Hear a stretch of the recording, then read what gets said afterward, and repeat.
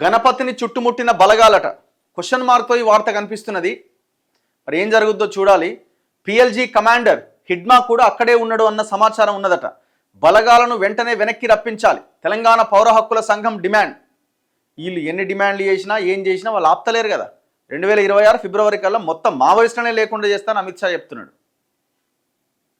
Bijapur దండకారణ్యంలోని national park పైన police బలగాలు పట్టు సాధించాయా?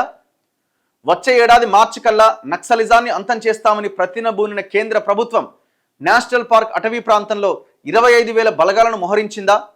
మావోయిస్టు పార్టీ అగ్రనేత గణపతితో పాటు గెరిల్లా తంత్రాల్లో ఆరితేరిన పిఎల్జీ 1వ బెటాలియన్ కమాండర్ మాడ్వి హిడ్మా, మరో అగ్రనేత దేవాను బలగాలు చుట్టుముట్టాయా?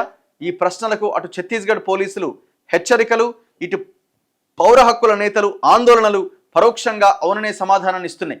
నిజానికి కేంద్ర బలగాలు ఈ ఏడాది మార్చి నుంచే తెలంగాణ ఛత్తీస్గఢ్ సరిహద్దుల్లోని కర్రెగుట్టల్లో భారీ ఆపరేషన్ ప్రారంభించాయి. పెహల్గాం ఉగ్రదాడి తర్వాత ఆపరేషన్ సింధూర్ నేపథ్యంలో ఇక్కడి బలగాలను సరిహద్దులు తరలించారు. ఆ తర్వాత డిఆర్జీ బలగాలు మాత్రమే కూంబింగ్ కొనసాగించాయి. గత నెల నేషనల్ పార్క్లో అతిపెద్ద ఆపరేషన్ నిర్వహించి కేంద్ర బలగాల సహకారం లేకుండానే 17 మంది మావోయిస్టులను హతమార్చాయి. అయితే భారత్ పాకిస్తాన్ సరిహద్దులకు వెళ్లిన బలగాలు అంతే వేగంగా ఛత్తీస్గఢ్కు తిరిగి రావడం సాధ్యమా అనే ప్రశ్నలు తలెత్తుతున్నాయి. పౌర హక్కుల సంఘాల నేతలు మాత్రం 25,000 కేంద్ర బలగాలతో నేషనల్ పార్క్ను చుట్టుముట్టారని ఆరోపిస్తున్నారు. ఆపరేషన్ ఆపాలి గడ్డం లక్ష్మణ్ గారు డిమాండ్ చేస్తున్నారు. ప్రొఫెసర్ హరగోపాల్ ఆందోళన వ్యక్తం చేసినట. బస్తర్ ఐజీ సుందర్ రాజ్ మావోయిస్టు లొంగిపోవాలని లేదంటే చావుకు సిద్ధం కావాలని హెచ్చరించడం రాజ్యాంగ విరుద్ధమన్నారు.